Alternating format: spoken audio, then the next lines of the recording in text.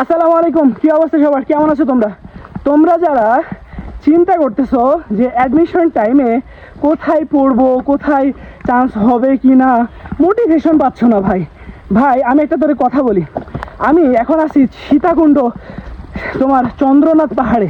তো এইখানে আমার হাতে একটা জিনিস দেখতে পাচ্ছ, সেটা হচ্ছে লাঠি, যেটা আমাকে প্রতিনিয়ত সাহায্য করছে এই দুর্গম পাহাড় তোমার পাড়ি দিতে। তো তোমার বাবার দিকে, তোমার মায়ের দিকে একটু তাকাও তো, তাদের কিন্তু বয়স হইতেছে। তো তারা আর কতদিন তোমার খরচ বহন করবে? একটু চিন্তা করছো? তোমার মতো একটা ছেলে যার বয়স 21 বছর, সে এখনও পরিবার থেকে প্রতি মাসে টাকা নেয়। আচ্ছা নিলা, 24 বছর পর্যন্ত নিবা, 25 বছর পর্যন্ত নিবা, 30 বছর পর্যন্ত নিবা, তারপর কি করবা ভাই? এই মা বাবা আর কত কষ্ট করবে?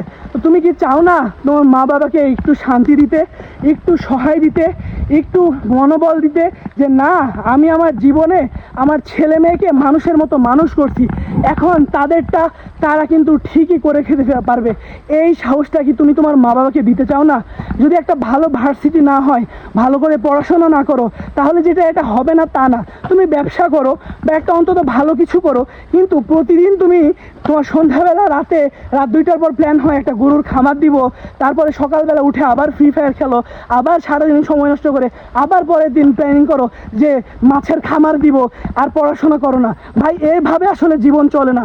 যদি চাও নিজের বাবা মাকে একটু স্বস্তি দিতে, এই ছোট্ট জীবনে তোমার বাবা মায়ের মুখে হাসি ফোটাতে, বি সিরিয়াস। অ্যাডমিশন সিজন চলে, অনেক সময় নষ্ট করছো ভাই। নিজের লাইফটা থেকে 12টা বছর তোমার পড়াশোনা করে আসছো, এখন তোমাকে নতুনভাবে বোঝানোর কিছু নাই। তো যে যেই পর্যায়ে আছো, চেষ্টা করতে ক্ষতি কি? আল্লাহর কাছে চাও যে আল্লাহ আমার এটা লাগবে, দোয়া করো এবং সে অনুযায়ী পরিশ্রম করো। যখন দোয়া করবা, পরিশ্রম করে বলবা আল্লাহ আমি এই কাজটা করেছি, এখন আমাকে এটা দাও, আমার এটা লাগবে আল্লাহ, তুমি ছাড়া আমার এটা দেওয়ার মতো আর কেউ নাই মালিক। এইভাবে যখন বলবা, আল্লাহ কেন দিবে না বলো? আল্লাহ সৃষ্টিকর্তা, তিনি সকল কিছুর মালিক, রহমানুর রহিম, তিনি অবশ্যই তোমাকে দিবেন।